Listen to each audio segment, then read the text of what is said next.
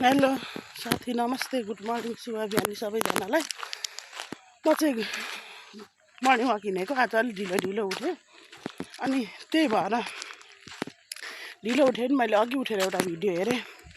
त्यो मलाई नाम आएन कि एउटा कुरा बोल्न मन लाग्यो, मनै मानेन। अनि यो हिँड्दा अलि अब साराक सुरुक झ्याङझ्याङ झुङझुङ गरेको सुनिन्छ होला, र पनि सुनिदिनु होला सबैजनाले। होइन, सुन्नु त सुन्नु नै भएको छ, तर एउटा कुरा अलिकति मुटु दुख्दो रहेछ के, कसैसँग एउटा नाता गाँसेर सम्बन्ध के भन्छ, सम्झे माया अजम्मरी अरे, नसम्झे माया डाँडा पारी अरे। एउटा रगतको नाताभन्दा भावनाको नाता धेरै गाढा हुन्छ के। कसै मान्छेले आफ्नो लागि सोध्छ भने त्यो मान्छेको लागि ज्यान दिन सिक्नुपर्छ, बुझ्नु हो नि, ज्यान दिन सिक्नुपर्छ।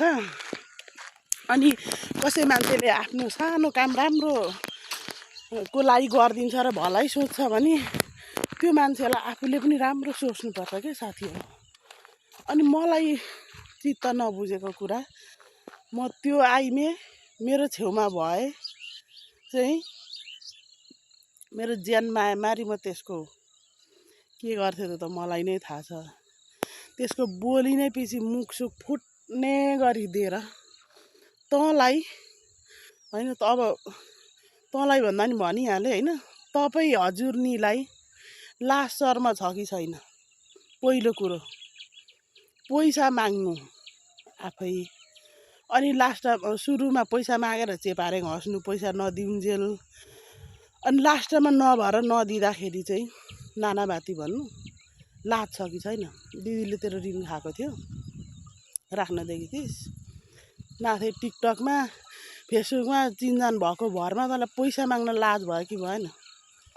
बारम्बार सँगै बस्नेलाई, बारम्बार सँगै बसिराख्नेलाई त, सधैँ व्यवहार गर्नेलाई त माग्न लाज शर्म लाग्छ नि। तँलाई लाज शर्म तपाईँलाई लाग्यो कि लागेन भन् त? अहिले आएर दिदीलाई नानाभाती भन्छेस्?